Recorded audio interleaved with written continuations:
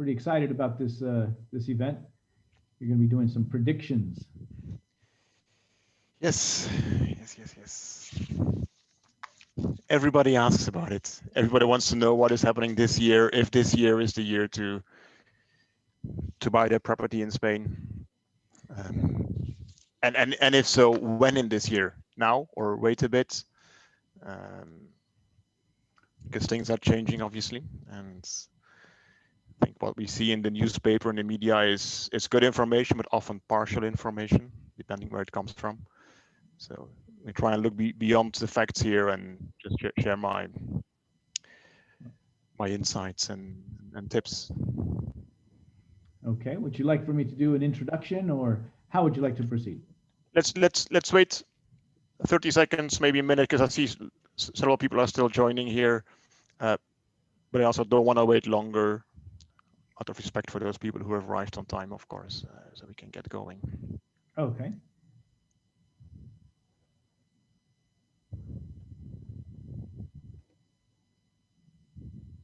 Let's see.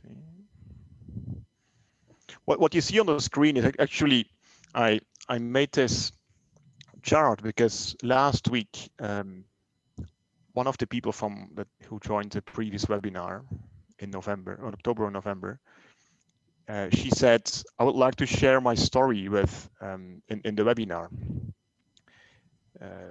because they saw something they wanted to buy. There's some challenges, and then in the meanwhile they bought it.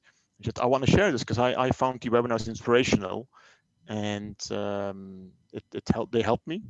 But then I said, well, it was complicated technically as well, and from a timing point of view, to have her in this webinar. So this gave me the idea to put just a few examples on screen, but we're not going to talk much about them. That's not the purpose of this meeting, of course. Okay, I think we should get started. It's 5 past the hour. So let me quickly see a lot of people here.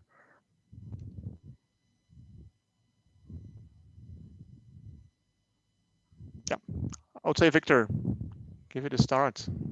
Okay, well, wanted to thank everybody for taking time to join us. Barcelona Metropolitan is very excited to continue season 2 with Inspire. These guys are property experts. Raf Jacobs is a person who is incredibly knowledgeable, very easy to understand, and he has a very methodical approach to basically explaining what a complex market Spain can be, but how simple it can also be. And the practical, easy to implement recommendations are invaluable. So, we Barcelona Metropolitan, we would like to partner with people who can continuously add value to the international community. And Raf, the predictions, as you mentioned, are extremely valuable to people. We are looking to see how we can buy property, where we can buy property, when is the right time to buy it, and perhaps, as always, try to avoid common expensive mistakes that beginners always seem to do, and people like yourself who are experts can easily point them out and avoid our pitfalls. So with that, everybody, thank you, Raf, for continuing to help us out. Thanks for the interaction, Victor, and thank you everyone for joining us. A few things before we start. For those who have not used Zoom in the past, you have a button somewhere at the bottom where there's a chat room. You can ask questions, a Q&A board. Any questions, please drop them there.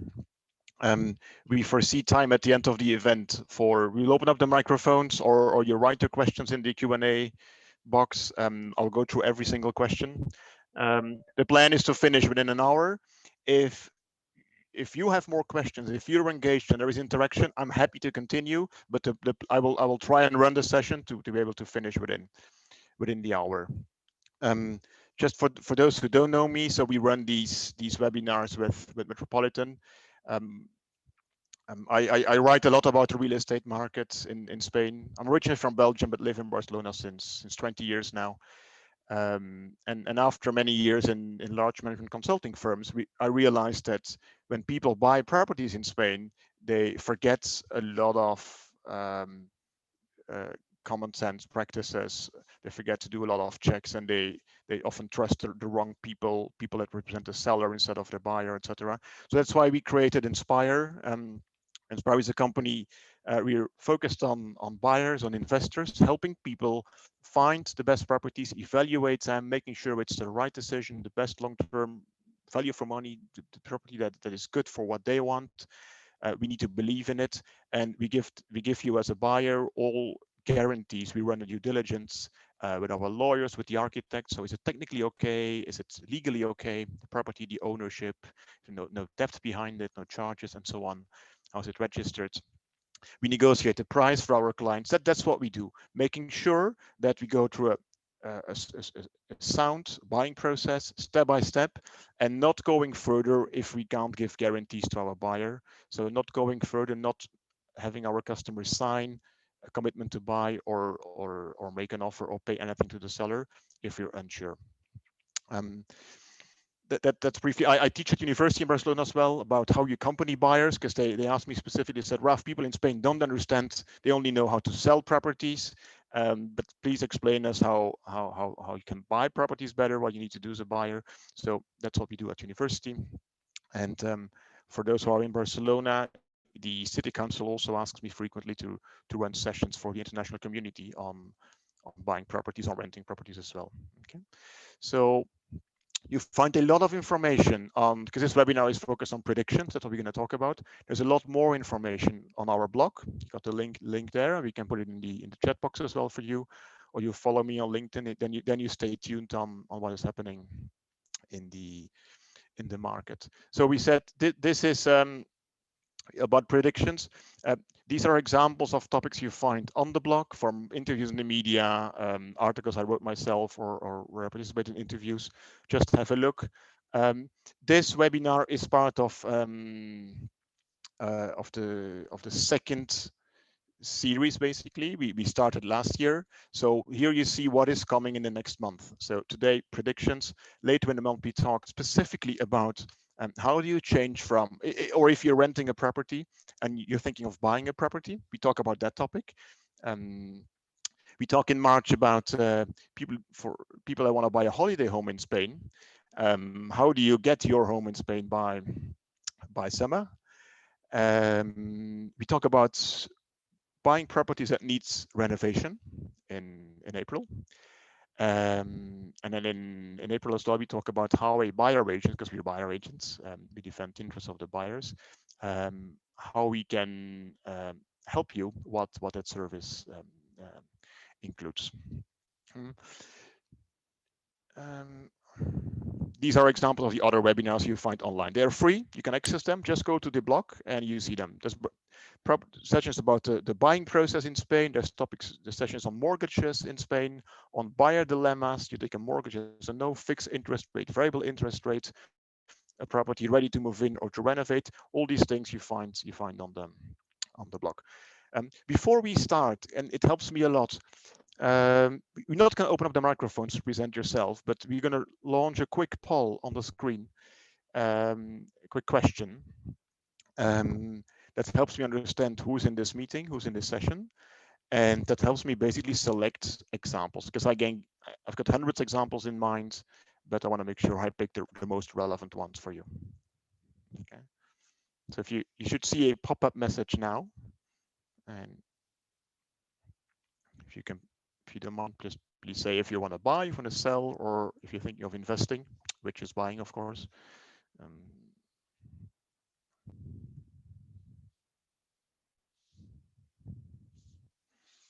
There's also a follow-up article coming, Metropolitan on Metropolitan. We're finalizing that on predictions for this year, specifically predictions for this year. Okay, so thank you for sharing your position here. So basically, everybody is interested in buying and or investing. No people with intentions to sell a property. So that's good for me so I know which examples to take. All right, Jeff, was there a second poll? Was there another question?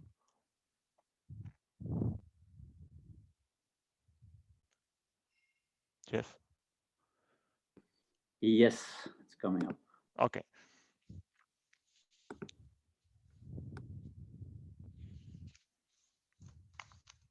should be another message popping up shortly. There you go.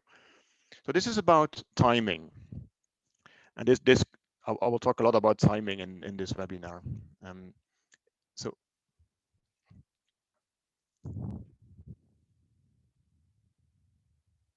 okay, so see, so far most people say before the end of the year. Okay, a few more people if you want to share your position, then we can. Um, okay.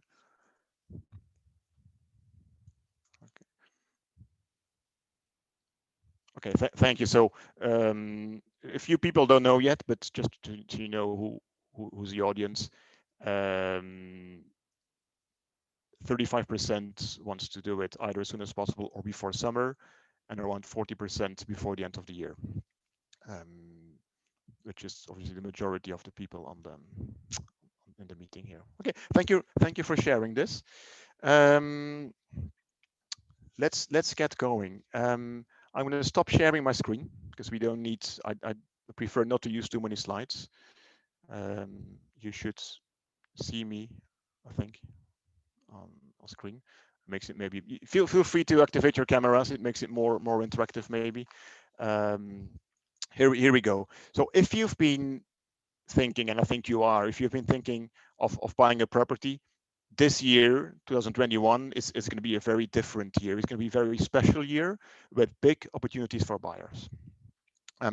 The property market in Spain, but elsewhere as well, is always cyclical.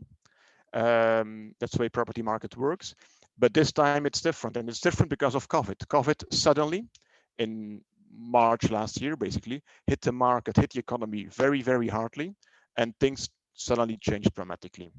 It's a year which will be very interesting for people to buy. It's a year that's going to be very difficult for people who want to sell. Now, whichever side you're at, you need to make the best possible decision and make the best out of it. And that's partially why we run these webinars, to give you information that we believe is relevant so you can take better decisions, informed decisions. The risks I see is that sellers, people that own a property want to sell it now this year, that they will miss the train. They might miss the market. They might lose opportunities from buyers who make a lower offer today. And the sellers might say, no, I think my property is worth more, but they might not get a second offer at that price later in the year. That's a realistic scenario for many sellers. That's very often because sellers have less visibility on the market compared to buyers. Buyers typically are better informed than sellers. Sellers are typically advised by agencies who sell. They try and get the highest sale price, or that they promise that at least. But that's not necessarily realistic. Okay, and I think for buyers, the difficult part of the risk is more that you could fall in the trap of going after bad properties with problems, but that are presented as bargains. And we see that more and more, and I warned for that, I think, in June or July in the webinars, and we just see it happening in across Spain, but with different types of properties. So properties with problems, but it's hard to detect them often. And we also see, and it's another problem for buyers, we see a lot more nervous sellers slash agencies that sell properties. And that's because some people have an urgency for selling, urgency for cash. And as you might have seen in other webinars, and otherwise I recommend you watch the other webinars, the market is not regulated. Anyone can sell properties without training, without liability, etc. So we see nervous sellers trying to shortcut certain steps, or trying to not mention or hide certain pieces of information that are absolutely critical for buyers. But they do that because they want quickly a signature from a buyer. So that's something to watch out for. I'm going to use examples in the webinar today from recent cases that I think are representative for what you can expect in during the rest of this year. COVID and the impact on the economy and the property markets, okay, but I think there's also good news. I mean, the market expected, to a very large extent, as we expected. We expected in March, April, big impacts on the markets. There's a good article on Metropolitan I wrote in April last year, and I still stand behind 99% of what I wrote in that article. So that's encouraging. So there's no unexpected things happening from my point of view, at least. And we're certainly also not in a worst case scenario market. Because you in newspaper you might read sometimes different types of news. I think it's certainly not a worst case. It's logic consequences of where we are and because of COVID today. So what do I think will happen this year, 2021? Um, I talk about each of these topics later in more detail. Um, a continuation of what started last year. What started last year is a shift from a seller's to a buyer's market, a clear buyer's market. It will continue this year. Um, Secondly, average property prices will drop across Spain. Now, not for all properties.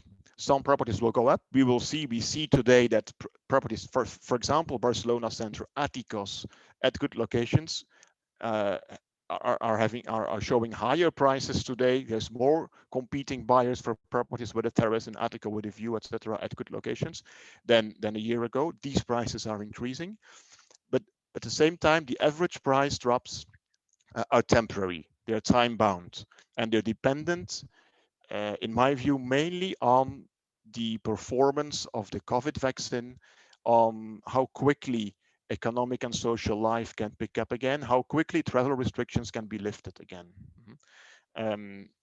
That there's an impressive demand of buyers accumulating uh, outside of Spain. People that just have not been able, they have a dream, they want to buy in Spain, they have the money, or they have the money for the down payment, but they physically can't travel, they can't visit properties. So there's a massive demand piling up, and those people, they didn't drop their dreams. They're just waiting to be able to travel. So that's why I say there's a temporary window of opportunities between now and between when everything picks up again. Um, Another point is I expect owners to be more than last year open to accepting lower bids from buyers, just because they start realizing it takes more time for owners to understand the market and dynamics between demand and supply. Expect as well, and we've seen this a lot since May last year, a lot more younger buyers buying properties in Spain. And I think that's to a large extent international people, so expats who live here already, and they're renting today. And they will stop wasting money on rent. And because of the interesting interest rates and the lower prices, they see now they can actually afford properties. The trend started, and I think it will continue and potentially increase significantly as well. Another point that I expect is a shift in location preferences. It's probably not surprising, but some people will move to other parts in the center if they live in the center, and some people will and are already looking at locations close to the center with a good connection to the center. If we talk about Barcelona, think of Sitges, Gavà, Sant Pere de Ribes, Maresma, Costa Brava, areas that if you can work 4 days a week from home, you don't need to be close to your office anymore. So, and then you buy more property for the same money. So we see that trend already, and I think it will continue.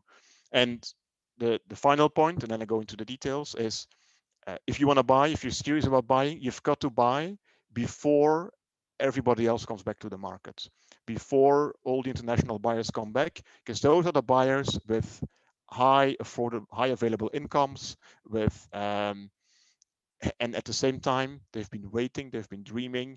They will be less rational when they come back, and they will buy with a larger emotional factor. So it means when they like a property, and the property is asking price 420, and they think, well, if we negotiate hard, maybe we get it down to 400,000. Maybe they say it's not, I don't want to lose it this time. I want this property for me. So that's what. So don't wait until everyone else will start buying, because then you will have less choice and potentially higher price, certainly if you want to the better properties. Okay, so these are 6 or 7 or so topics I expect to take place, to materialize this year. Let's talk about the first one. Why is this buyer's market there? Why do I think it's going to stay there? Um, it started last year. The GDP in Spain, so the economy basically, um, lost 11% in 2020 in Spain. In the Eurozone, the average was 7.4%. Spain has been hit a lot harder than the average of Europe. And that's because because COVID hit Spain's largest sectors: tourism, hospitality, everything related to travel, transportation. That's the biggest part of the Spanish economy, and they have been impacted severely. In Spain, um, I think the economy life has a lot more social interactions than in, for instance, Northern Europe or Central Europe. Uh, People go out more. They go more out. They go more for breakfast outside. They meet. They like to meet people. They spend time outside with with friends in the evenings, etc. Even at work. So after we've had in Spain 6 years of economic expansion, 2014 through 2019. Every year an increase in GDP. What happens today is the biggest drop in 84 years in Spain, minus 11%. It's nearly never seen before. At least nobody on this call will ever seen it before. Compare it to the previous crisis, which was a financial crisis, 2008. The worst year of that crisis went from 2008 through 2013, 6 years. The worst year was 2019. Companies shut down, unemployment, people being fired, big problems, property bubble, and so on. In 2019, GDP dropped 3.8%. And during the 6 years of 2008 to 2013, the economy dropped 9 dot something percent. So in 1 year, last year, we lost more GDP than in 6 years in the entire previous crisis. So if people tell you that this has no impact on property prices, if the sellers say that no, things are as usual, I don't believe that, right? That there's no single indicator economically, but even in practice, we see that it's not. It's the market is a buyer's market. Now, the economy, yes, it lost a lot in the first part of the year. It has recovered 60% of what it lost in the first part of the year, but the last 40% is a lot harder to recover and will take a lot longer. It's not going to be that easy. Um, since so this create what does this mean? If the economy goes bad, people are on temporary unemployment, people might lose their jobs, people have less confidence in spending money. And what it does is at least local demand in Spain will go down significantly this year. Local people will buy way less properties because they are worried, or because the banks say your risk profile is too high now, we don't do it. At the same time, there's people who will need or want to sell early. So a lower demand, but more supply of properties on the markets of certain people. 2020, we've seen that's data now from the Statistics Institute. There's been 20% more transactions, so sale purchase transactions in Spain, where the reason is an inheritance. And that's because of COVID. Mm. Spain has, if you look at the numbers, I think it's 80,000 plus more people have died last year than on average year. That's a lot of people. And so 20% more property sales through because of inheritances. Uh, People think there will be a similar peak because of divorces. There is also more properties on the market because of tourist apartments coming on the market. Apartments that someone bought, someone took a mortgage to buy this property, and they paid 1,500 of mortgage, and they could make 2,500 per month because of tourist Airbnb income, basically. That's gone since March. That income is now zero. The cost remains. So some of these people start selling properties. All these things together make it a market where the buyer is in control, where you can negotiate better, can find better deals that didn't exist a year ago. And I think in a year, probably won't exist either. We see very good deals since mid last year, second quarter last year. But we also see that the negotiations with the sellers or with the agencies have become a lot more complex and longer and more stressful. And that's because some people, they say, no, I don't want to lower my price, or they're nervous and they need to sell, but they don't have everything ready to sell. They need to accept an inheritance first, they need to pay their taxes first on the inheritance, but they need quickly the money. Because think of this: if it's we're looking at a case now, and um, the owner passed away, and he has 7 children, and some of the kids say, no, we don't need to sell, we can wait. But there's 2 that want money now, and it's those 2 that will determine the selling price in the end. Because in the end, they need to agree, what do we do? And it's always the needs of the one who needs the money first or earlier that will determine the potential on the negotiation, the willingness to accept a lower offer from their end. So feel free to look back at that article from 2020 from April. There's a lot more detail about the economy and how I see it. I think it's still very relevant. On price wise, it's hard to make a prediction on the price because there are so many variables here, and but at the same time, I'm not shy of putting some numbers up here. Again, all depends on in terms of how quickly the market reactivates on the vaccine, on travel limitation, and so on. But also really now, is there a third wave coming? Is there a third confinement coming? That will impact a lot, the speed and the duration of everything. I think average for Spain, I still expect prices to be by the end of this year 10, maybe 15% below what they were in March or February 2020. And if it's rather 15 or 10, that will depend on how quickly things can pick up again. If there's a wave 3 and the vaccines and so on. But that is average, and you got to be very mindful when you read in the newspaper data about the property market, where this data comes from. It's often data about asking prices, something about selling prices, about notary data, etc. At the same time, it's about average. It's average, it means an average property. A lot of the international buyers want something better than average property. Okay, so keep that in mind as well when you interpret data, when you set expectations for your own purchase. I think Barcelona center is less sensitive to such price drops because there's more investor demand, or very strong local demand, there's foreign demand. I think 5 to 10% is more realistic for Barcelona. But again, we see that already. Yeah? I don't think that suddenly the center will drop more during the next month or so, or this year. Although there might be more properties where owners want to lower the price, but I'm not sure they will go under what we are achieving today already. That's with the sellers, because the demand is there. What it means is you will be able this year to access properties that you thought maybe 6 months ago were not accessible for you, were above your budget.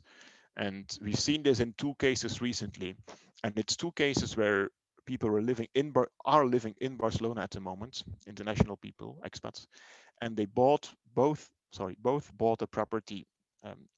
One couple in the south, direction Sitges, one couple on the Costa Brava, and they saw property, or their respective properties. One a long time ago, a year ago, so it was way over budget. They asked 600,000 euros for it, so they just discarded. They said we can't buy this. It's impossible. Even with a discount, they wouldn't be able to buy this. So the people on the Costa Brava, we signed arras with them, so an earnest money agreement, a commitment contract to you secure the property for yourself at 515. And that was in their range. It was a dream house, and they just thought it was impossible. And the same happened to the other couple who looked at Sitges. So these things will happen this year. All right, that's I think what I wanted to say about why it's a buyer's market, why that's important. I linked to that. If you look at, if you have some savings today, and so you might want to buy a property to live yourself or as a second residence, maybe outside city centers. on the coast, if you live in Spain, or if you live in Barcelona on the Costa Brava, or as an investment to rent it out. But we see more and more people, and expect more and more people to look at property as a safe haven for their savings, because the stock market is very volatile. Uh, there is a lot of people thinking, economists writing about a potential bubble coming there on the stock market. The banks in Spain, some banks start to charge money now to deposit your savings into a bank account. So that's not very attractive. Every day you owe less. Um, in so the alternatives are poor and very risky. So that's again where we see people tell us, you want a property, you want to rent it out, but it's not about maximizing the ROI. It's more like making sure it's safe. It's a safe way of thinking about the future. Um, all these things are different. So if you look at, I was looking at cases in the Netherlands and in Belgium, and their property prices are going up at the moment. Mm-hmm. So Spain is going down, and uh, so they might correct in the other countries as well when employment goes up in the near future. Um, but so that's what we can expect for Spain. So in this market, who do I think will be the big buyer groups? If you would segment the buyers for 2021, who do I think is going to compose this landscape? I mentioned briefly, first time international buyers, people that are today renting, realize that they're paying 800 or 1200 or 1500 euros on rent if they live in the city, like I use a lot Barcelona because that's where I live, but also I think a lot of people in there, when you registered, you mentioned Barcelona. Um, so they pay such rents, and they realize that they maybe should be buying this year. And um, this profile, this group, is people with savings starting at 45, 50,000 euros. And so you don't need more savings to buy a property similar or better than what you rent today in Spain. Me, um, those people also work from home a lot, so they need light, natural light, some extra space, etc. Um, what challenges do they have, this group? And if you are in this group, you might recognize some of these. The number one question is, when we speak to those people, is they don't know if they qualify for a mortgage, because they've never worried about buying. They've always been renting, and they spend between 12 and 15,000 euro per year on rent, which is money that's gone. And suddenly they say, like, if market is probably good, but can I get a mortgage?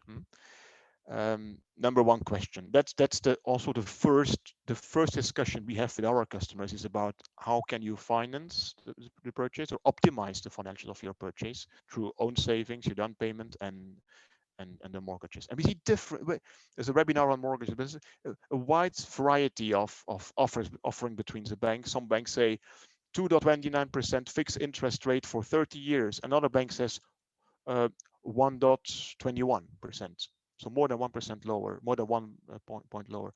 Okay, some additional conditions. So it's hard to compare, and the banks often don't speak good English, and they're slow, etc. So that's the first thing we do. We get these, not just simulations, but I want our buyers to have pre-approvals on a mortgage. If you start looking for properties, if you don't have pre-approvals from banks, you might find a property, you say, that's it, that's what I want to buy. But uh, uh, then you need to be very cautious. Once you commit, if you're not sure the bank is backing you up, is giving you the financing, you take a major risk there. So that's step one. The second challenge is first-time buyers have is that they buy very often alone. So it's single people, and often they are, even if it's a couple, they are, let's say, alone in Spain. They don't have the network of people. Their parents can't help them. They can't give them advice because they don't live in Spain. They don't know the market, or they don't have friends who are in the sector, etc. So that's a second challenge. And three is, many of them, because there's quite some younger people between 28 and 40 years old in this group, and they're lost or they're frustrated. They've been searching, they've been visiting properties, they've been dealing with agencies, and they just feel like what they see is not what they want, and it's untransparent, and it's frustrating. Fourthly, they're very busy at work. Those people, they're what I call young professionals, people that are building a career. They have a stable income, recurring income. They which is good because it helps them qualify for mortgage. Um, but they don't have time to or enough time to properly search for properties and visit, because good properties sell quickly. If you put your filters on the lista and you see property and say, oh, can I visit it tomorrow? If it's good, it's probably gone by tomorrow. We saw we found a fantastic off-market property in Poblenou um, yesterday. Yeah, there's somebody entering here. We saw in Poblenou. We went to see it. The buyer not yet, and we said, "Hey, Eric, you've got to come today." No, but I'm working. I don't care if you're working. If you, this is exactly the property you described to us. Come now, and we're trying to negotiate it now and secure it and make the reservation conditional upon all of your diligence checks and so on. But the good things they sell quickly. And the final challenge for this group of first-time buyers is very often the limited knowledge on locations, because they know the area where they live or they know the area where they work, but when it comes to buying something where you're going to live, you need to open open the angle or look broader, because sometimes if you move 2 metro stops further away, prices might drop significantly. And 2 years ago, a year ago, every single buyer told us that proximity to work is important, or at least be on a good metro connection to work. And today, everyone says working from home is important. I want, and therefore, I want more space, etc. So, um, we examples we had. I'm thinking now. We had Giuseppe, we had Michael, we had Luca. People they were unsure if they could buy a property at all. They all were renting, spending significant amount on rent. Um, so we looked at the model to be realistic, help them with the financing, and found them the properties. In the meanwhile, they're all owning it, and some even renovated already. So if you're in this group, of buyers, have a look at the webinars on mortgages, but also on February 23rd, as we had in the beginning, there's a webinar specifically on how do I change from renting to buying. What does that imply? Okay. The second group of people is also a group that is changing from renting to buying, but not necessarily first-time buyers and not necessarily young international professionals. I think it's people from all ages um, that that rent in Barcelona today, or somewhere on the coast today, that have seen properties in the past that were above budget, because they know what they want. They know the area, they have a certain lifestyle, they need a certain space for the family or for their hobbies, whatever. They can afford, they have large amounts of money available. Um, but the things they saw and they liked, they were above budget, so they might come in within budget now. Those people will also leverage the banks a lot more, because the historically low interest rates and the high percentages of loan to value, so the high percentages that the bank finances of your purchase price, um, make it very attractive for those people, for those solvent buyers. Um, and we see more and more now of those people making the shift now and becoming an owner. I think that the challenge I see for this group is be realistic. That's when we have these initial, we call it strategy workshops or planning workshops. Um, what I want as a property, what my lifestyle is, what my budget is. Is there balance? Does it exist? Can we get this on the market? Because a lot of these people have been looking a long time on the market, but they never take a decision. They monitor the market every day over a year. They never decide, and that's because they doubt, because they miss uh, confidence, maybe inputs, information that they think is important, and they don't find that. They also often don't speak Spanish. A lot of the international I think, community in Barcelona speaks some level of let's say social Spanish, but not good enough to run through such a process. So it scares them a bit, and it starts with the banks. Huh? When the first time you talk to the bank, that it's when you hit like very often a wall and say, oh, it needs to be in Spanish, and then it becomes difficult. In this group, I also see. I think it's all very smart people with good education. They ask a lot of questions. They think critically, but they don't always find answers, and that's, I think, a key reason why they might not take decisions and why they don't buy.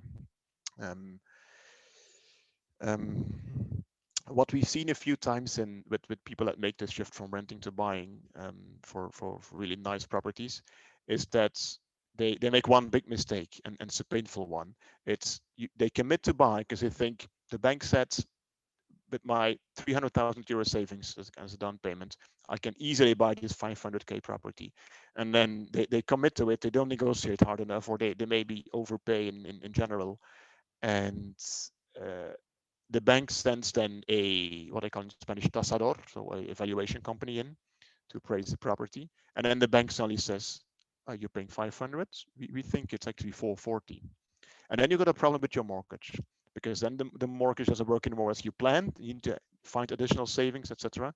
So it's great to have a good, strong financial profile, and you pay 2,000 in rent, and you stop doing that, so you save a lot of money as well. But be careful, because the bank has a big say in the financials, of course, and you make sure it's good value for money. Mhm. All right. Um, the third group, so we talked about first-time buyers, young international buyers. We talked about people living here already, changing from renting to owning a property, and financing that to a large extent. The third group are the investors, and some people on the meeting here, they said they want to invest. Um, can't remember who said it, but someone said, a very famous person, that never waste a good crisis. And if there is a crisis in the market, but if you personally are not in a crisis, financially speaking, well, then you're in a strong position, of course. Mm. If you have an income, if you qualify for a mortgage, um, if you feel you can pay it back easily, then you're in a stronger position. You can negotiate better, and you don't have to. You will sleep better. You don't have to worry. I see two groups of investors. The first group is people that want to speculate with properties. That's people who want to buy a property and flip it. Means you try and buy cheap, you renovate it, you try and sell it when the market picks up again. Speculation happened a lot in the past.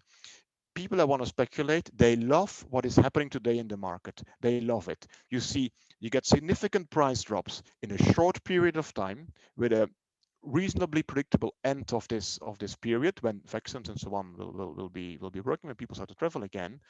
And you find properties today at very central locations that are in very bad conditions. And that's what those people like to buy. So properties in Barcelona, Eixample, in Sarrià, in Gótico, wherever, very good locations, but they need a lot of work. And it scares a lot of people, but the people who speculate, they love that. That's what they want to buy. Um, a lot of those people will make mistakes. They will burn their fingers, as they do every year, and because they base their strategy on what happened in the past, and unfortunately, then they will mistake. If you're thinking of doing this, the typical mistakes I can foresee this year is people will buy the wrong type of property, so not the right property to do this uh, investment with, that you can't flip with a good, has no good exit on the market later. They might get it wrong in terms of location, and it's very easy to get it wrong in terms of the total investment.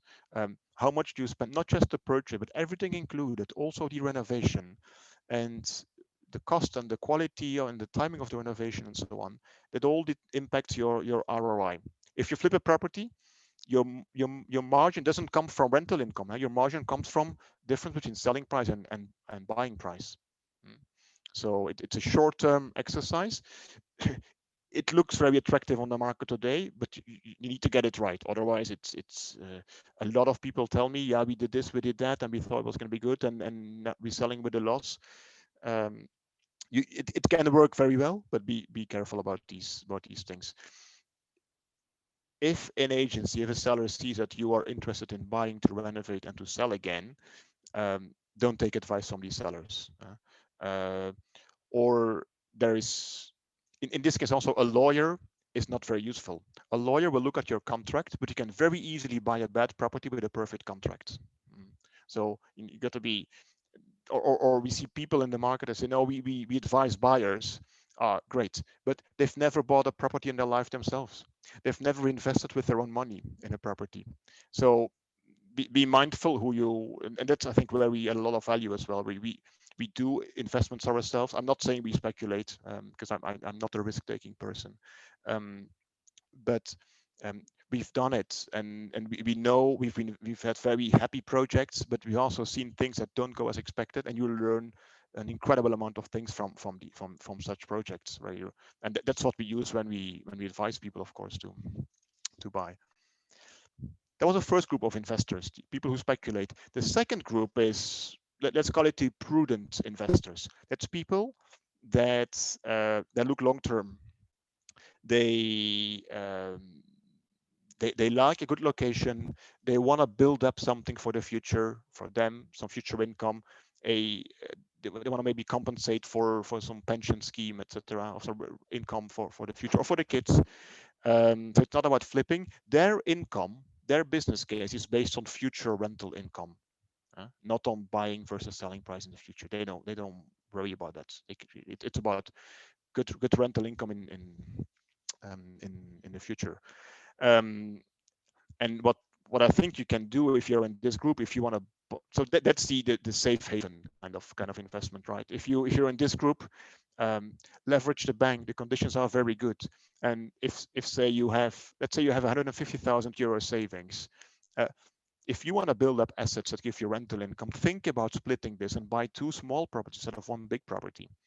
Because it will spread your risk. It will give you probably a higher rental income, a higher return, and it gives you more flexibility, more options. So these things are possible. Challenges for prudent investors, people with a long-term view. Um, Location. A lot of people in this group, they like to invest in areas they know, which is maybe where they live, or if you don't live in Spain, it's maybe the areas that you know best in the city. Um, by the way, prudent investors, I think you need to look at cities in Spain and not inland, not a coast. That's too much seasonable. There's too much variability in the amount of rental income. Too high risk on not having that rental income. Um, so you need to challenge yourself on. All right, I like Barcelona, Eixample, for instance, as an area. But is that the best area for me to invest? Because if you look at rental prices versus buying prices, these things change as well. And there is parts in Barcelona now where you see that rental prices dropped less than the buying prices, and there's areas where the rental price dropped more than the purchase prices. So meaning your ROI goes down. Hmm? Temporarily at least. So that's things to think about, and think what type of tenant, what type of how important ROI versus location is for you. Mm, it will be difficult in Spain they call this uh, patrimonialista, people that build up assets for the future. I think it's going to be difficult to be faster or find better properties than others, because a lot of people are waiting they are already buying but are waiting to buy more. You need to be able to act quickly. And again, here preparation is key. The question of do I qualify for a mortgage? What is possible? How do I split my 100,000 euro, one property or maybe two? Uh, you need to have these scenarios ready. So when the opportunity is there, you can act on it. We can negotiate harder, get better deals, and and secure just a better purchase. And then the next group is, I call it the lifestyle buyers. That's people who have a higher emotional component than obviously than an investor. Um, it's an international buyer who is not necessarily living in Spain already. There's significant demand from this group, and that's people that they want to have a place under the sun. They like good weather, like the lifestyle, the Spanish way. They look at the costas, so Costa Blanca, Costa Sol, Costa Brava, Sitges parts, also city apartments, but it's a second residence. Maybe they rent it out um, a few months a year. In this group, I also see people that live in the center and they want to buy a second residence. People, for instance, in Barcelona or Madrid, who say, well, we have saved some money last year. Property prices have dropped, let's say inland or on the coast. So why not buying that lifestyle now? And why not buying a maybe 300,000 euro, 400,000 euro, very nice house with a garden, maybe with a pool, in a safe area that we can enjoy in the weekends within an hour drive from the city, for instance. So that's a group that is there as well. Um, the international buyers have not been able to buy since March. There is an accumulation of demand, and once that demand comes on the market, then I think prices people will buy with a very with a less rational mind. Uh, won't negotiate that much, as I said in the beginning of the webinar. And if you start to buy when they come back, then you probably will pay a premium. You pay too much for your property, so you got to be careful with the timing there. Um, so the challenges, the travel, the limitations, but also being rational. And being rational also means that you need to know when to walk away from a property. We had a case, someone living in Barcelona wanted to buy in close to Sitges, so about an hour from Barcelona. And in the end, we didn't believe in the property. We said to the buyers, well, I wouldn't recommend this property to my sister, for instance. And and this is why I don't recommend it. And I said, no, but we like it and the price is good, etc. And in the end, they realized, they walked away from it, and they found something way better now, and are in the process of buying it in the next weeks, month or so. So that's also important, knowing when to stop and just keep searching. Um, for those people, and for most people, the home office needs is a must today. Meaning that people want properties that are slightly bigger, so that have, imagine, for people, single people in the center, what do they want? 1 or 2 bedrooms. So now it's at least 2 bedrooms, because they need a place to work, and they prefer not to work in a living room if they can avoid it. Um, they don't have to be that close to the office anymore. So what do we see happening location wise? If we take Catalonia, uh, in Barcelona, we see people go to areas where they didn't go in the past to live, and that's example Guinardó, Baicarca, Horta, Sants. Some people even Clot, sometimes even a bit further. Not too much now, Baris, but sometimes we see it as well. It's more price sensitive people there. But that's areas that are fairly well connected, a bit further from the center, but there's a lot less traffic. There is uh, an incredible amount of parks, so green areas, and you can buy for the same price. Price is easily 20 to 30% lower in these areas than in the center of Barcelona. So you either spend less or you buy more property. You buy a larger apartment. You buy that extra outside space, the terrace, maybe the balcony, or the extra bedroom.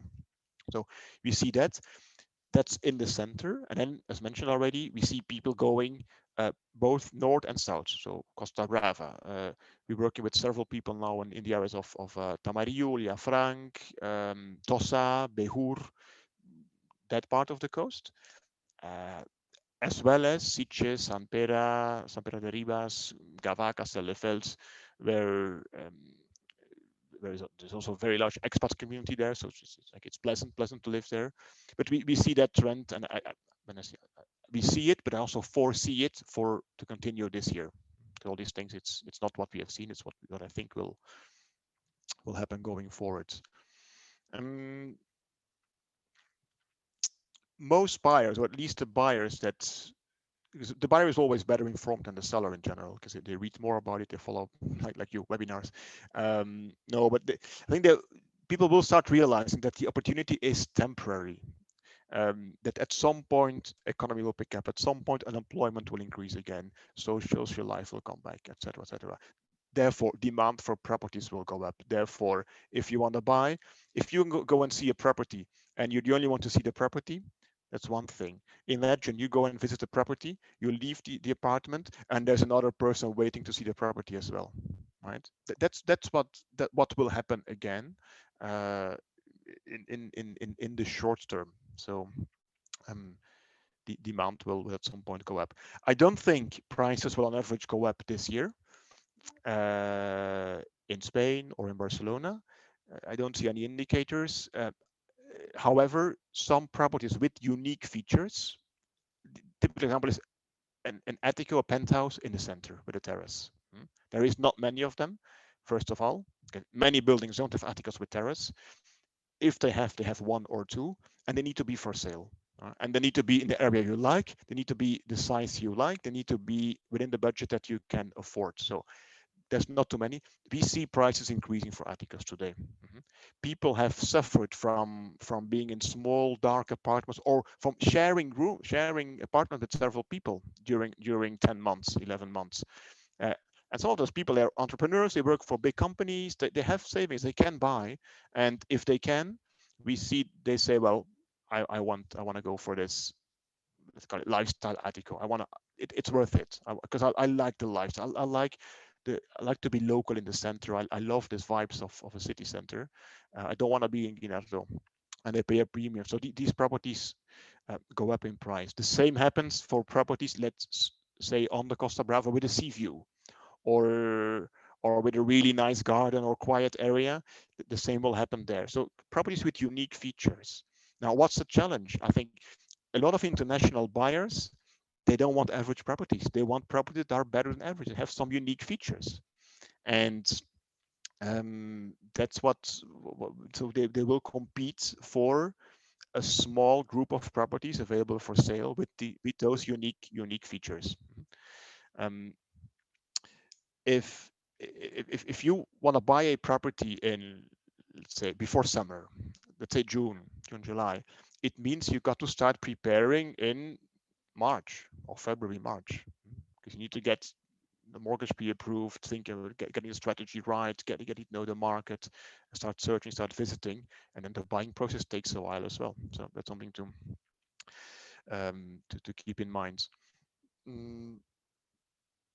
There are the key trends I see and I expect. I think there's also some challenges that will for sure be on the market. I mentioned already. Number one challenge: bad properties presented as bargains. It's increasing. It's a big problem, and it's things you don't easily spot, or things that are hidden. Property recently, a house where there were some doubts about the quality of the roof, and in the end, the buyer, sorry, decided to walk away from it because it was too risky, and the owner didn't want to allow our architects to inspect the roof. Come on, you're ready to make a 360,000 euro purchase and to pay 10% of that when you commit, and you can't inspect the roof. So, but our architect said, I want to inspect the roof, or we want to inspect the roof. If you don't think about that, or because it looked good from the outside, huh? And you don't do that, then you might have a problem. That's what I mean with bad properties. Second challenge: nervous agencies, nervous sellers, unflexible buyers. Be mindful of potential mistakes. Linked to this, and just because the transaction volume of properties is going to go down significantly this year, many agencies will go out of business. They will close. They will bankrupt, or they close. They stop operating. Make sure you don't do business with such an agency. You don't know in advance, but it's important at the moment when you make payments to the seller. Sometimes these payments go to an agency, or you deposit them at an agency, or sometimes the buyer is a foreign. We had a case now, a house in Tossa. The seller, the owner is a Dutch guy, a Dutch man, and he wanted to receive the money in his Dutch bank account, the money, the 10%, etc. So no, there's no way we're going to do this. At the same time, uh, there was not sufficient trust to deposit it at the selling agency. Mm-hmm. So we did that in front of the notary deposits. It's a bit more complex, slightly more costly, but it's certainly worth doing it. So you can mitigate these risks and manage that.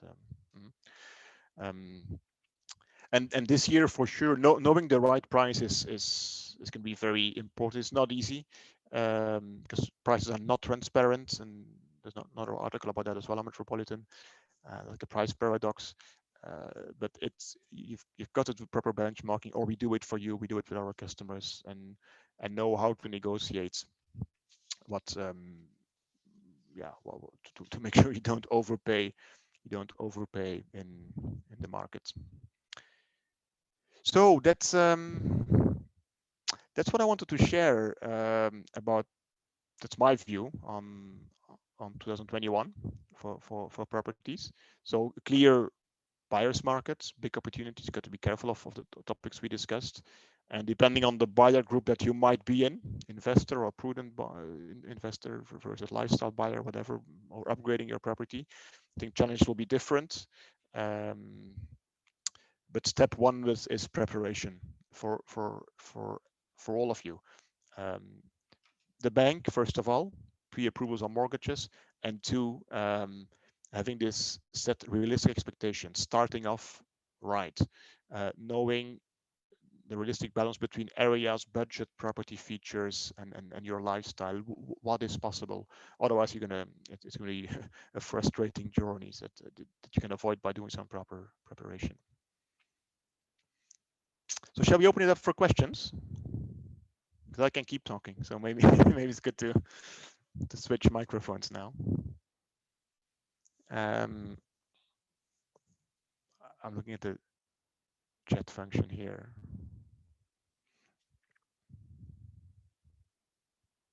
Okay, I'm just going to go through the questions top to bottom. Okay, which areas in Barcelona?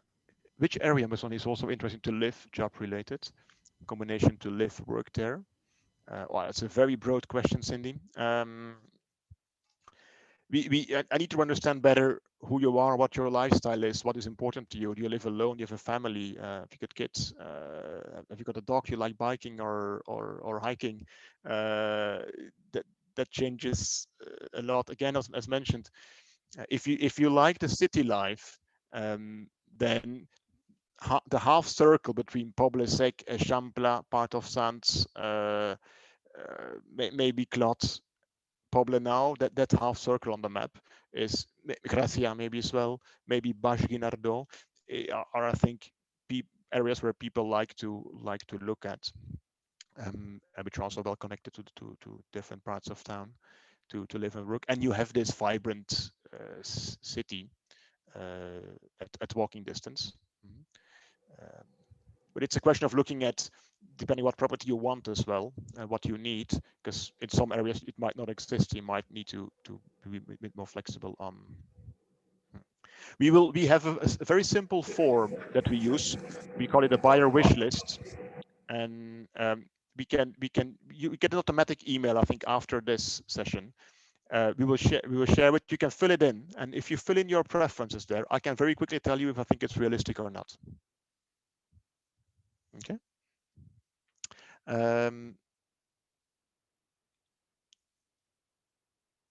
What about any regulatory changes concerning tenants? Yeah, that's there's a lot of things happening on legislation on the rental market. It's a bit unclear what will happen exactly. There is some, I think, high level. Okay, the government in Spain, it's socialist plus extreme left.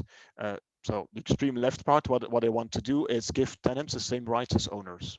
I simplified a bit now, but that is the direction that they would like to go. They will have massive pushback from other parties, from industry associations, from stakeholders in general. So it's not going to be easy to do that. We see our people that invest, clients, they even if the rent is limited, it's still a safe haven. It's still good return. It's still a long-term thing if you buy the right property at a good location. So and there is also different models of renting. You don't need, this legislation applies to long-term rental, meaning 1 year plus or 5 years by default now.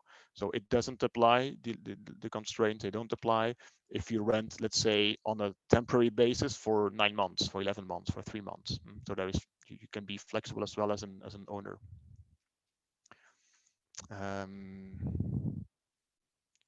Those are what the concerns with very old properties. I don't have a concern with old properties. The only thing is they need full renovation. You need to strip everything. I need a proper plan to do that, and you need experience to do that. Because if you've never done it, the building companies will give you a budget which is on purpose, excluding some parts that they know you will need. They make the offering price, the budget lower, so you choose them as a company to work with. And then after 3 weeks, they say, oh, there's some extras, they call it. There's extras. Unforeseen things, and then the extra cost starts coming up. But I don't see necessarily a constraint with old properties. I got a personal preference for the uh, modernist or Art Nouveau properties in Barcelona, which you can restore very, very well. Have a look on our Facebook page. You see a lot of these pictures on how they were. They were very scary properties, and how beautiful they were afterwards. Yeah, Winston Churchill. Thank you, Cindy, for sharing this. How to deal with contractors. I'm not sure in what context, so I'm going to go to the next question. If you mean to people that renovate properties, or just let me know, Jeremy. Is there a website through which I can find the name, contact details, etc., of the owner? No. That's one of the problems with Spain. There is no transparency. I explained this in episode 1 of the webinar series from September, October last year. It's untransparent. There's no single database. It's not accessible for. That's also a challenge for us. We need to go to different instances to look up information. But it's very important to know who's the seller. The example I gave, the Dutch seller, that has major implications in the way you structure your commitment contracts if the owner is resident or non-resident in Spain. There's also major tax implications. You have to do it very, very properly, very carefully. What are your thoughts on new developments? Not buying off plan, but properties are ready. Is the quality good? Quality is welcome to Spain. Quality is very diverse, and we always send in our architects. We compare the plans, the projects, the building project with what we see in reality. So is that, does it meet what did they build what they said they would build? I've seen extremely bad things and extremely bad, very expensive properties.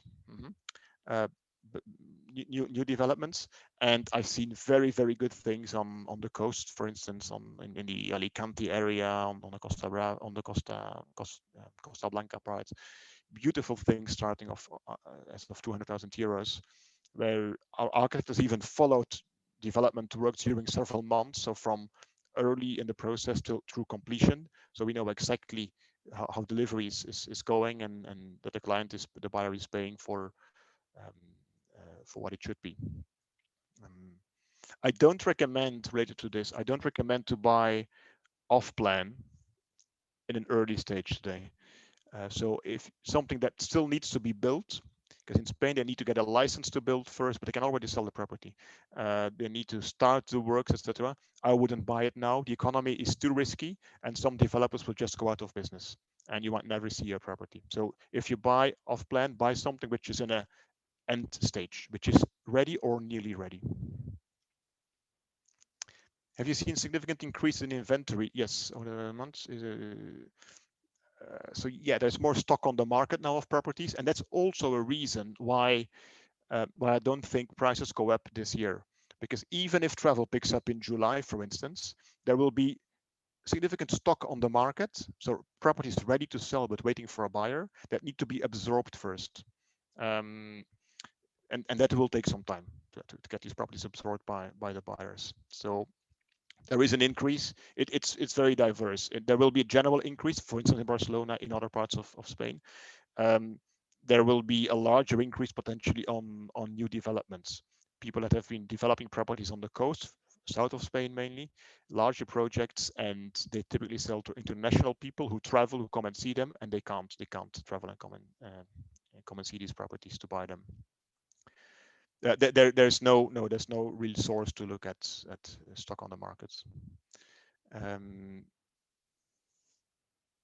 What's your immediate term price forecast for increases reductions for Eixample Diretta, specifically penthouse with terrace? So Eixample Diretta penthouse with terrace. I'm pretty confident to say that we've probably seen all atticos for sale in Barcelona, or at least evaluated them and visited a lot of them. It's a challenging market, so depending on how big, how beautiful, how special you want it to be, if there's a lot of 2-bedroom atticos with a terrace, there is less 3-4-bedroom atticos with a terrace, certainly in this part of town.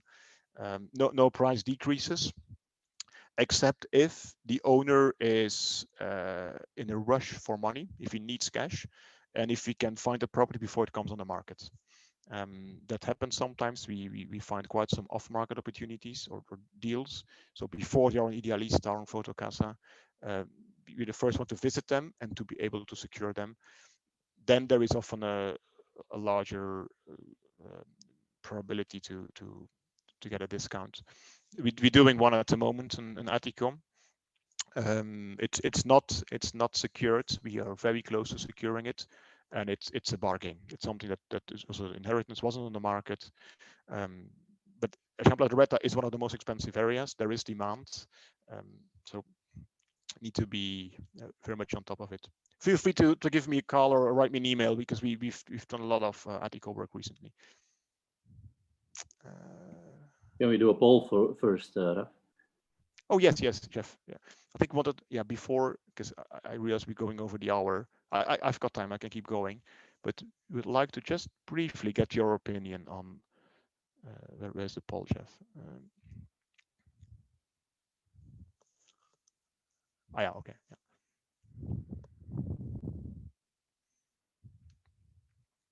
So as a buyer, why are you considering buying now or in the near future? And you can click multiple choices, of course.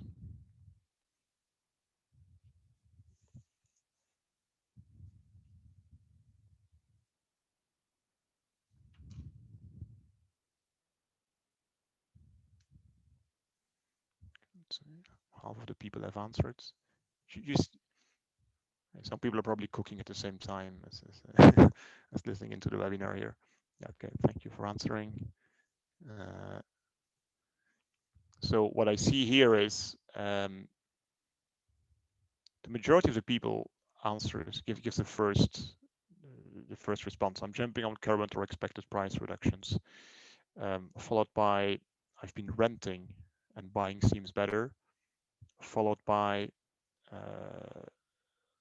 I've been saving money lately, can afford it, as well as I want a second residence under the Spanish sun. So that is the top answers here. Okay. Is there something else coming, Jeff? Yeah, there's one more. This is very helpful for us, because we put a lot of time in preparing this, and I try to build what I explain here based on what people like yourself ask me on a daily basis, what we discuss with them. So if there's things you think we can do better, please feel free to drop me an email. I'll very if you can learn from something, I'm very happy to do so. Okay. Let's wait a minute, because not that many people voted yet. You should see a pop-up on your screen, just from 1 to 10, if you found this interesting or inspirational. Okay, I'm going to continue going through the questions here.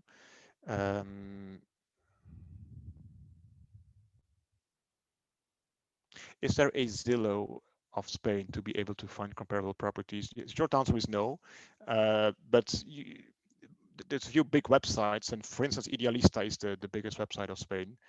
There's a lot of properties on there. There's also a lot of duplication on there. So many properties listed several times. That's so one property with several agencies, several um, um, yeah, one property, several sales channels basically. But there you find Idealista, Fotocasa, or Habitacli are large websites. Um, but there's not like one central place to easily compare and look at prices or select properties and build a model to compare them. When we look at so how do we do this? When we visit the property for our buyers, before negotiating, we obviously run our own price benchmark. We use tools, the same tools or similar tools to what banks are using to appraise, to value properties. And that's important because, for instance, Atticus, yeah, that's a typical example where the bank might value the property for less than what you pay for it, because the bank doesn't value the view and doesn't value the full terrace. They value part of the terrace. Or they don't value that there is less noise because it's 7th floor. So you pay a premium for that and you're okay to do that, but the bank might value it for less. So we run our own price benchmark. So that's data driven based on historic data that we can see transactions from notaries and so on, and what people have been paying in that building for properties when they've sold, etc. So there is some data there, but we combine that with what we see in the market and with the situation of the seller. And in Inspire, it's Anna, who is she's local. She's our killer negotiator. She's the one who builds the relationship up with the sellers, with the agencies, with the owners, who builds the case for negotiation, who defends then why we believe the price should be not this level, but a certain number of euros below that level. She negotiates and gets things, secures a deal basically for customers. She runs these benchmarks. So it's part of the standard work we do daily. I cannot currently travel to Barcelona to view properties. We would want to lock down a deal before the borders open again. How you recommend to de-risk the process or actually property through the video? Yeah, interesting topic, Peter. I don't know if Peter is still on. Yeah, you're still on now. So what we started to do now is for several customers that are, if I think of the current customers, they're mainly the UK and the US, because it's hard to travel. We started pre-screening the market for them already. So we're aligned on the mortgage options in Spain. That has been clarified. We know what's possible. We know exactly what they want, what they dream of, and what is possible, which areas. And we're pre-screening the market today. And we are doing virtual visits to properties. We've got a client from Ireland, and he's in love. He wants to move here at some point in the future, and he also realizes that this is a good time to buy. So we visit properties actively. We are there. We make pictures, videos. We can do video calls when we are at the apartment. So you don't see the pictures or the videos from the seller, but we show you. Look, have you seen that humidity behind the radiator? Or have you seen? Look, this window is actually it's aluminum, but it needs repair, or you need to change it, or actually look at the view, because you never see the view on pictures on the listings, or this is how the entrance, how the stair hall is, etc. So we do that, and we have some people who buy based on the explanation from our end, because we are there, of course, based on the videos and all the information and the due diligence without seeing it. And there's other people who do this work now, or ask us to do this work, to be able to act quicker as soon as they can travel again. They don't, they assume they will, within a number of weeks or months or so, they hope to be able to travel to Spain, because it is a valid reason as well. If you want to travel, if you need to go and see a property or sign contracts for a property, so you can justify that with proper PCR testing. So does it answer your question, Peter? Okay. Good. Yeah, okay, I couldn't hear you. What's your view on new builds in Barcelona? Well, there's not too many new. If new build, if we mean an entire new construction, everything new, there is very few. There's a lot of rehab, so where the facade is still there, or maybe they do a few properties, entirely entire upgrades in certain buildings. That's different. Not sure which you you talk about. On new development, if it's new developments, or you can write me as well. If it's new developments, it's going to be harder to negotiate because they are typically owned by larger companies, larger investment companies, or developers.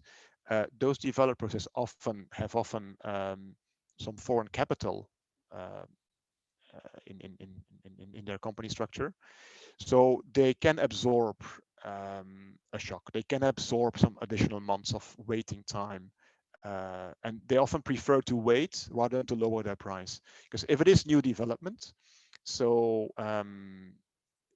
new development means you have. If you talk about I don't know exactly what you talk about. If you talk about apartments, you have similar units in one building, and then the developer doesn't want to bring the price down of one unit, one apartment, because then the other owners will also want the price reduction. If it's a house outside Barcelona, things change. And then they might be, that's often smaller construction companies who have built it, and they might want cash because they've got they financed the purchase. Um, so so I think for you, Peter, it seems you have some specific ideas in mind. Feel free to write me an email afterwards, and I will set up a one-to-one Zoom meeting with you, so you can explain me better what you have in mind, and I can give you my view on that. Okay. If I have the context, if you tell me and what your plans are, we do 20 minutes. I do a 20-minute, 30 minutes free sessions, no commitment at all, and and you get my view on this. Okay.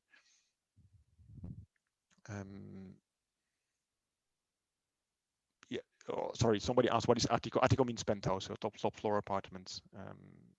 Yes. How do you see Hospitalet as a future development area? Interesting. There is the prices are lower in Hospitalet, of course. The connection to Barcelona is very good. The connection to the airport is very good. Obviously, what is not the same as Barcelona, it's not Barcelona. I mean, it's not a lifestyle. It's not a social mix of Barcelona. There's a lot more immigration there. Hospitalet is large. There are good and not that good areas in there, or better areas and worse areas. So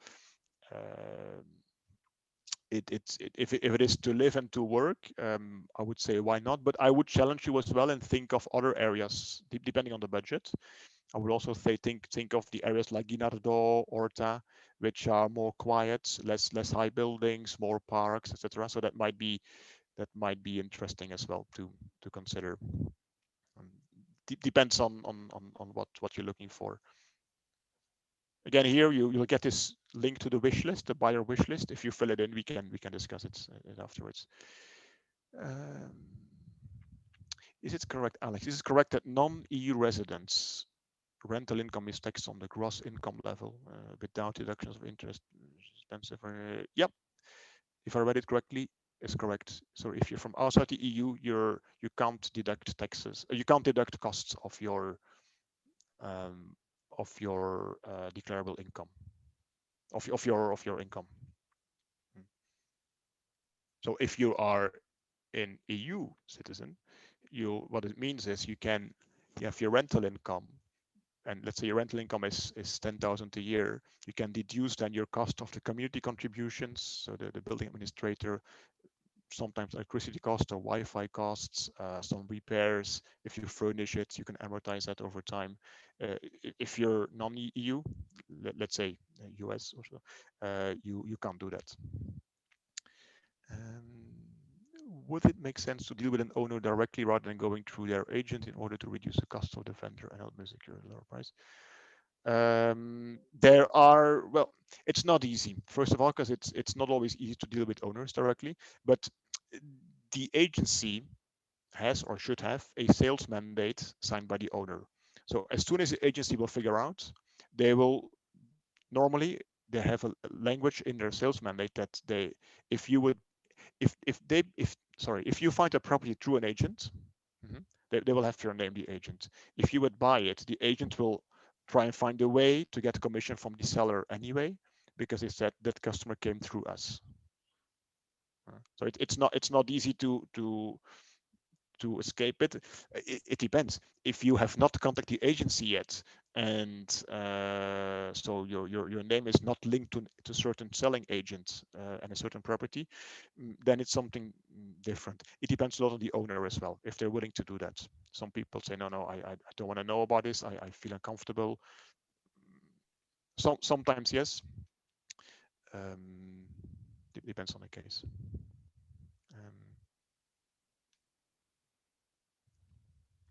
Are there any marketplaces to deal directly with sellers? There's websites where you find more properties advertised by sellers, but it's being hijacked as well by agencies now, because they're they use a different name or whatever. It's called Housefy, and there is more on there. But again, then you see properties and you say, what an asking price. So you see nobody has advised the owners, and so some prices are okay, some are way off.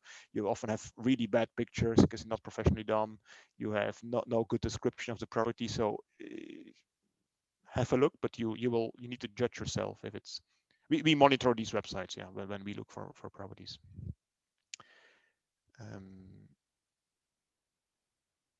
Given your experience, are Idealista price estimations accurate? If you refer to asking prices, Manu, no, they're asking prices, they're not deal prices, and there is a gap between asking and negotiated deal price. How big that gap is there's no standard answer. Have a look at the article. I think it's an article on Metropolitan. We can send a link in the chat here where I talk about that and why prices on Idealista are sometimes too high, but not always too high. The trick is the negotiation. If you think the property is good, and you and even if it's overpriced, we believe it's generally it makes sense. It's a good purchase, long-term value, location is good, it is streety safe at night, etc. The neighbors are okay. Then we run the benchmark. We see where we should go in with the negotiation. But you can assume they are typically slightly overpriced on Idealista.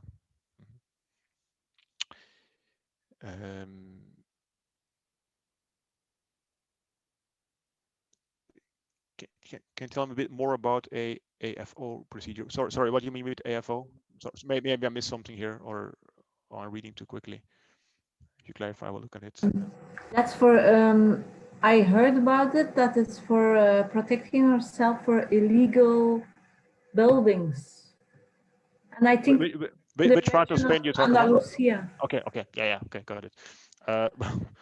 Complex case. The more south you go in Spain, the more complex probably. Although I think Valencia is probably more complex than anything else. There was massive construction took place in Andalusia in the past, which was not having properties but without a proper license to build. The local city councils allowed it. Nobody happened. They probably received some money from the people who built the property, the politicians at that time. It happened. Now they are trying to make those properties legalize them, going through a process. We're doing this now for buyers from Belgium. Actually, they want to move to that part of Spain, and it's one of the key things to check up. You can't just do it on the website. You need to request a proper documentation, and even then make sure in what stage that property is. If it's legalized, if they have submitted it to be legalized, or if they've requested it, or and often based on the property features or location, we have a higher confidence that it might become okay, or that we think, oh, this is probably going to be problematic. A lot of questions. I like this. Which online valuation sites would you recommend?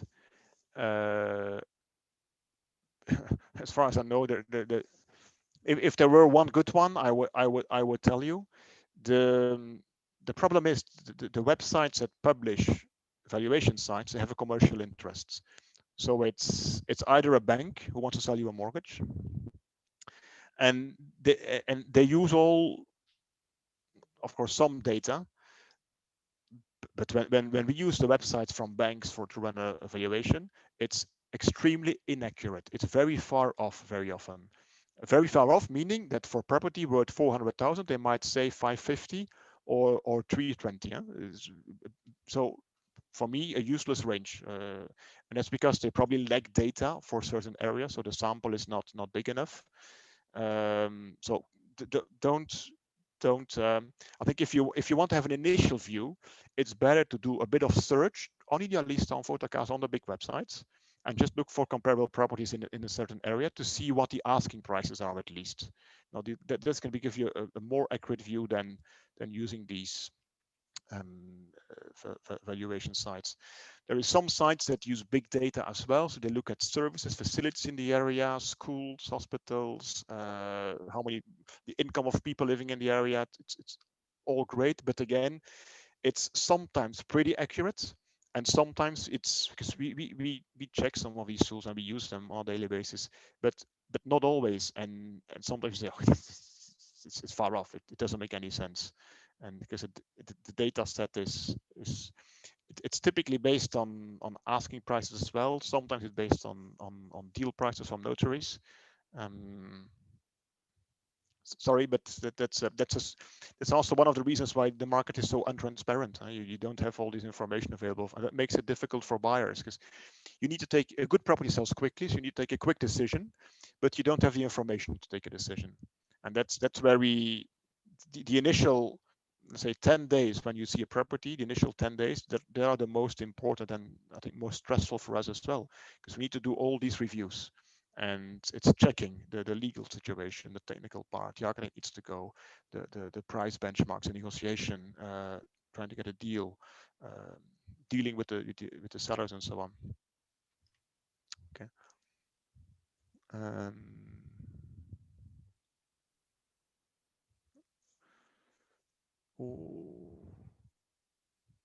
What percentage of terrace would you? 50%.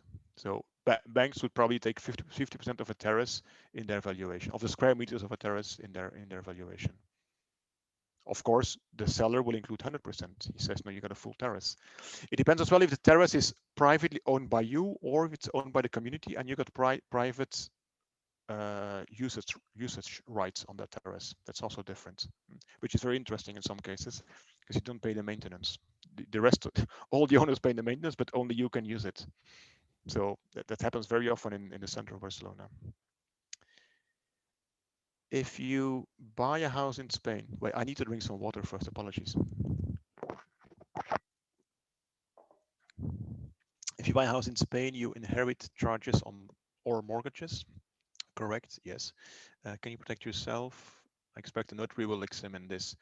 So if you say, I expect a notary will examine this, you might, I don't know, but you might come from France or from Netherlands or from Germany or from Belgium, where that is the case, where the notary public has the obligation to run the due diligence, is involved from very early on in the buying process. When you sign a compromis d'achat, the notary is involved, has responsibility. It's not the case in Spain. You see the notary the last 1.5 hour of a 3-4 month journey. So you don't see him. He's not responsible for that part. You need to do it yourself as a buyer. So that's when, before we negotiate, we do basic checks. We try and lock in a deal based on information we have, and then we make that deal conditional upon the future checks that need to be performed, the rest of the due diligence, looking at the charges, the mortgages. Many properties, the majority, they have a mortgage linked to them because someone bought this not too long ago, or if they are properties that are being owned since many years, maybe it's inheritance, so they need to pay inheritance tax, which is a charge as well. It's a fiscal charge on the property, and those So we don't allow any customer to sign at a notary if these charges are not cancelled in advance, right? The seller will always say, don't worry, we'll cancel them on the day of the notary, or we cancel them right afterwards or whatever. No way. That's for me a no-go if these things are not cancelled. Actually, what we do is we will withhold money from the transaction and we take care of canceling their fiscal obligations or the charges that might be on the property. We go to their bank and we pay their mortgage. If they have 100K, 100,000 euro uh, outstanding mortgage debt with Bank Sabadell, let's say, either at the notary and the property is worth 300,000, we go with two checks. One check of 200 and one check of 100,000. And the one of 100,000 we don't give to the owner, to the seller. We go with the owner to their bank and we cancel their mortgage. We want to make sure we see it because it's linked to the property, right? And we want documents from the bank in our hands. Otherwise you assume a risk. The notary doesn't do it. Notary can cancel it, but the problem is the notary doesn't identify that there is a problem with it. So you need to manage that and tell the notary, please do this, please cancel that. Examples: mortgages, inheritance tax, divorces, people with usufruct. So people, the property is owned by the daughter, but the mother, who is 95, is still living in there. That case. Um, Properties where there are where there might be an expropriation at some point in the future because they're knocking down a building, building a road, building a hospital, whatever. That happens not often, but it happens. So that is topics to watch out for. I think that is giving those guarantees is probably one of the main value elements of what we do as buyer agents, to make sure that before you sign, we not only sure you pay the lowest possible price, but we can tick all the boxes and we can give you on paper that everything is okay, everything is clean, and it's okay to sign, it's okay to pay. Um,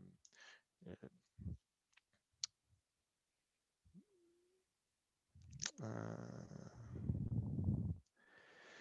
If you spend over 500,000 euro, can you get Spanish residency if you are a UK resident? Can you get dual status? So dual status, no, at least not at the moment. So there's something called the golden visa, which is very attractive for non-European citizens who buy a property in Spain and have 500,000 debt-free. So you can't take a mortgage for that to spend on the property. It's an investor visa. You get residence and work permit for you and your family if you want that. Your direct family, people that are dependent on you, your husband, your wife, your kids, maybe your parents if they're dependent on you, economically speaking. So you get that. There's not many other requirements. It's very, you need to have the 500,000 basically debt free on your bank accounts and do that. So we see a lot of people from the US doing this. We see from the UK, now we need to see what is happening exactly. Till the end of December, you couldn't request it if you were from the UK, because there were no clear guidelines yet regarding Brexit, because officially you were still part of Europe, etc. So it's from the UK. That's a question. We need to look at your case and discuss with our lawyers to see what applies. In any case, applying for residency, golden visa, is sequential. It comes after the property purchase. And it doesn't have to come right after. You can buy a property now and you can request that in a year from now, in 2 years from now, as long as the law doesn't change, of course, regarding golden visa requirements. Okay. You talked earlier, I'll just read another question. You talked about dealing directly with the owner, cutting out the agent when the agent passes on an offer. Sorry, my screen moved here. When the agent passes on an offer to the owner, is it normally going by a brief description of who the buyer is, including the buyer's name? Okay, so when you make an offer, we normally speaking, in normal situations, I want an offer to be a formal document, a formal document that contains the buyer's information. It contains exact description of the property. It has significant or a lot of language in there to clarify not just for how much you buy this property, but also what are the terms and conditions or the key T&Cs for this purchase. By when do you complete? Who's responsible for which costs, for which charges? What if there are charges? How are we going to manage potential? Because you don't know yet when you have a property. How do you manage things that you might figure out next week? That needs to be in there. It needs to be signed by the buyer. It needs to be accompanied by a deposit from the buyer. And depending on the situation, it can be paid to the agency, can be paid to the seller. And depending on the sales mandate that the agency has, on what is in that mandate, an agency can accept money as a part of the purchase price, 1% or 2,000 euro, 5,000 euro, 600 euros, whatever. Sometimes they cannot. An agency cannot commit an owner to sell a property, right? And that's where it often goes wrong. The agency says, "Don't worry, I signed this. I got the right to accept money," but that's not the right as committing to a sale by transaction. Raf, in this case, if I may just clarify, so there's 4 agencies involved, and an offer was made. And I just wonder whether the agency that I dealt with would have passed on my name to the owner, or whether they would have kept that confidential. I don't know. Is it not? Is there no common practice? No, it depends. So if it's a signed document, a signed offer, but with your name and your signature on it, what I would expect is that the agency shows that document to the owner, because that is for them. If the owner doesn't see anything tangible, it's like, yeah, but who's the buyer? Or so normally I would expect that they show that it makes it tangible. If the offer is below the asking price, I would expect that you need to do it this way to get the owner in a negotiation mode and say, hey, I'm serious about this. I've paid a certain amount of money. I've signed this document. Here it's valid for this number of days and so on. But knowing how agencies work, they might also well just try and speak with the owner and say, I've got someone, he offers 490. I know you want 530. What do we do? It depends. Okay, thank you. For our customers, we always handle that. So I didn't mention this because it's not a prediction. That's part of how we work. All your questions as a buyer are directed towards Inspire. We manage that. We are your single point of contact and your kind of Q&A hotline for you. But also everyone else is also directed towards us. So the seller, the lawyer of the seller, the agency, the architect, the land registry, everyone, the notary. So we can coordinate communication and make sure everyone is aligned. If you're at that stage, Peter, we had a very similar situation with, I had it on the slides in the beginning, people in the webinar in November, they just made an offer. The offer had been accepted. They thought they had an approval on the mortgage. They bought in Poblenou in Barcelona.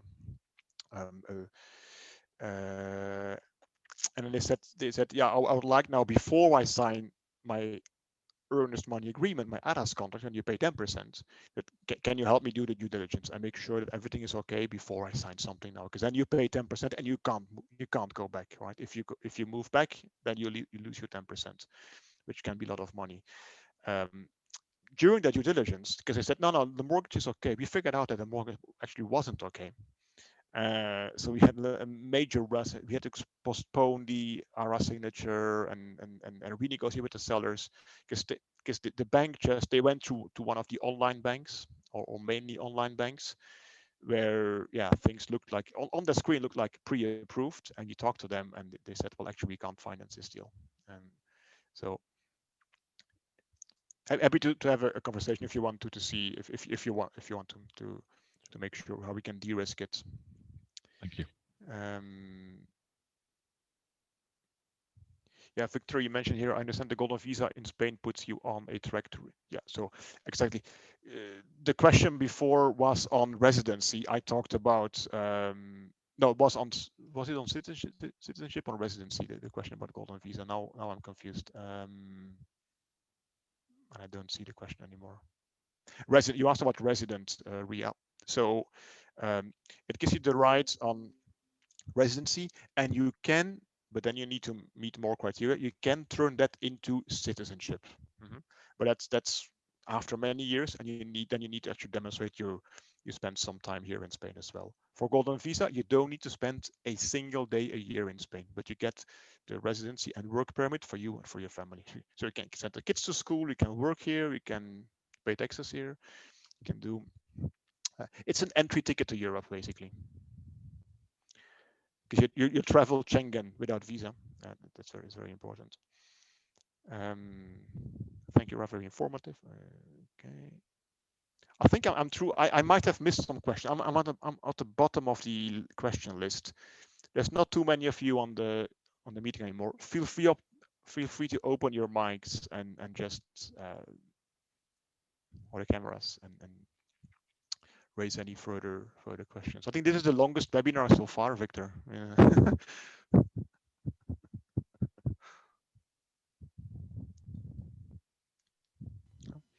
Yeah, I think it is the longest. Starting a little bit earlier, I think makes it easier, but there's a lot of engagement. A question to all of you here: is 6 p.m. a good time to start? Because we thought a lot. Should we do 6, 7, or p.m. and I think it works. Yeah. It's 5 o'clock in London, so that's just about after most of the calls are finished. Right. At Okay. work. Yeah. Okay. So we will send you. Jeff, could you drop here in the chat once more the link to more information on our blog? You'll find all the previous webinars on the buying process, the mortgages, lots of different things. A lot of articles as well. There's an article that will be published by Metropolitan as well next week, or I don't know, 2 weeks or whatever, about the prediction. So a written version of my view on the market. Jeff, the link you sent is not correct. It's /block at the end. Please correct that. And maybe I share this so you see. I share my screen for the last time now. It's easier for everyone. Where's the sharing button? There you go. So if there's 2 ways you can stay informed, or if you're in a situation where you want to know how can we help you,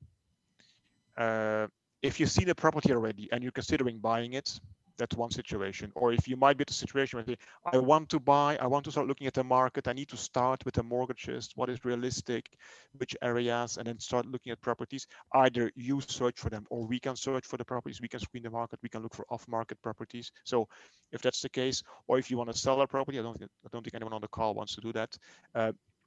Let's have this chat. Just drop me a short email at raf@inspireapartments.com. In a 20 minutes free conversation. I listen to your case, I give you my view on it, and I can explain you how we could support you. If you're in the first example, so you've seen something you want to buy, we need to act quickly to secure it in a risk-free manner. That is important, and we have capacity to manage that, to accelerate things quickly. We had someone called us last Friday. They had seen a nice house in Castelldefels. They know the area, they've monitored the area for a long time. So that's the one we want to buy. So we looked at lots of documents yesterday, and today we've been there with Anna, so the one who negotiates, and our architects several hours today to inspect the house, and because it needs a lot of renovation. And now she's preparing the negotiation strategy. Okay, so that we can act quickly on that. And if you want to stay, if you just want to stay informed, register for the upcoming webinars, the upcoming sessions. Next one is February 23rd. People want to change from renting to buying. There's more coming as well. The past episodes are there, and I'll just read about the different topics. We publish, of course, a lot of content as well on. You can subscribe to the newsletter on the blog, or just through Facebook or my LinkedIn. You can stay tuned as well, as you prefer. Okay. Hi, Rosalind. I guess you clapping hands. I hope you found it valuable. That's why we do this. My view is I look at it as an economist, of course, at the market, but very practical for me, daily insights, because that's our daily job is being in the market, helping people buy. So I try and share the stories, the practical examples, and helps us as well to evaluate properties better. So yeah. Okay, well, as usual, Raf, you are comprehensive and thorough and very easy to implement and understand advice. Thank you very much. Very useful. Thank you for sacrificing your time, nearly 2 hours of your time this evening. So I hope that's a good signal. Absolutely. Very good use of time. Thank you. Thanks, everyone. If there's no more questions, we'll close this session, and let's be in touch. Have a good evening. Bye-bye.